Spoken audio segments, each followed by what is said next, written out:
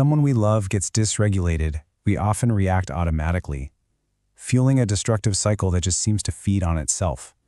But what if there was a way to break free from that? All right, let's dive into this. To solve the problem, we first have to map it out.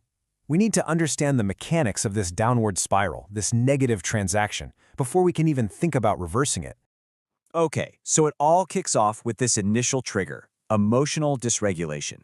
Think of it like a car engine suddenly revving into the red zone. When that happens, the cortex, that's the logical thinking part of our brain, well, it basically goes offline. And in that state of pure, high-octane emotion, a person really only has two relational moves. They either attack or they withdraw. Now, here's where you come in. You're on the receiving end of that attack, or that painful silence. What happens next? Well, something deep inside us, our own programming, just kicks in automatically. So what is that gut reaction for you? Let's really get into our own internal experience here and see how this whole thing builds. Because our reactions, they aren't random at all.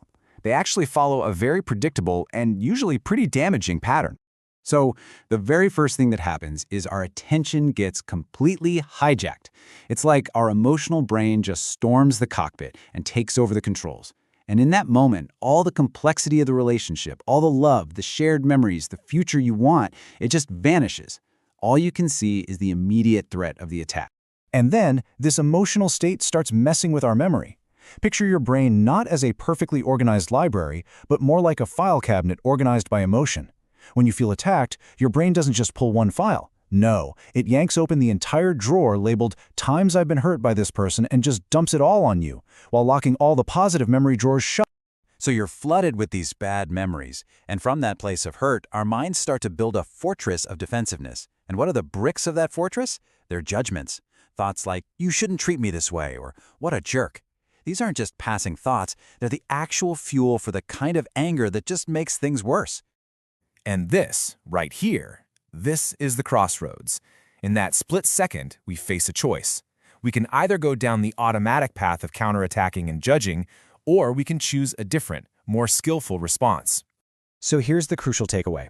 When we react automatically, we actually complete the downward spiral. We become a mirror image of what just hurt us. We perpetuate the exact behavior we just received, which guarantees the cycle will just keep going and probably get worse. So how in the world do we break out of this? Well, the key, and this is so important, is that it doesn't start with trying to change them. It starts with learning to manage our own internal emotional engine first. You know, we've all done this. After a fight, when things are calm, we promise ourselves, "Next time I'll be better." But good intentions when you're calm just don't translate into skills when you're upset. It's kind of like falling into a lake and just hoping you'll suddenly figure out how to swim. Hope isn't a strategy. You need a practiced skill. So what is that skill? It's really a three-step process. First, you have to inhibit that automatic reaction. Put up the shield.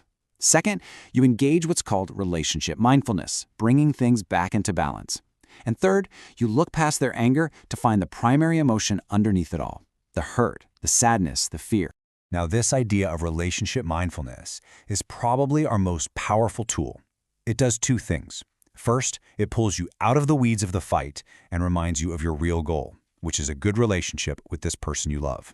And second, it sparks genuine curiosity. It helps you shift from, "How could you say that?" to, "I wonder what it's like to be them right now."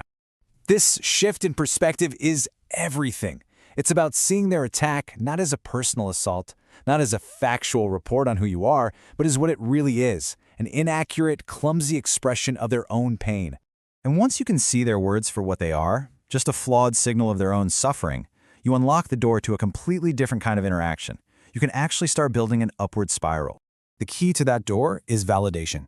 And let's be absolutely clear about this. Validation is not the same thing as agreement. You don't have to agree with what they said or how they said it. It's simply acknowledging their internal experience. And it is, without a doubt, the single most powerful tool we have to reduce another person's emotional suffering in the moment. So here's a great rule to remember. Sure, it's okay to invalidate the invalid part, the name-calling, the "you're a jerk" stuff, but you only get to do that after you've validated the valid emotion that's driving it. You have to find the pain behind the punch first. And this is how we create that upward, virtuous cycle. You validate their emotion, maybe by just saying, "Wow, you're really upset with me." That simple act lowers their emotional temperature. It allows their thinking brain, their cortex, to come back online. Now they can express themselves more clearly, which in turn makes it even easier for you to validate them more. It just builds and builds. So this becomes a whole new kind of dance. Let's call it the two-step. Instead of that old, clumsy pattern of attack and defend, you're now moving together in this dance of accurate expression and genuine validation. And that's what builds connection. And this is so critical. Before that connection is reestablished, before you're both feeling heard and understood, how many problems should you try to solve? The answer is 0. None. The only goal right now is connection. Problem solving can wait. So here's the whole framework in one place.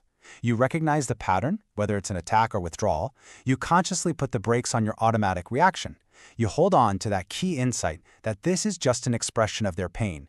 And then you choose the skillful response that builds connection, not conflict. Look, the goal here isn't about being perfect. It's about practice. It's about building a whole new foundation of understanding and connection, one conversation at a time. And this is the only way to skillfully respond when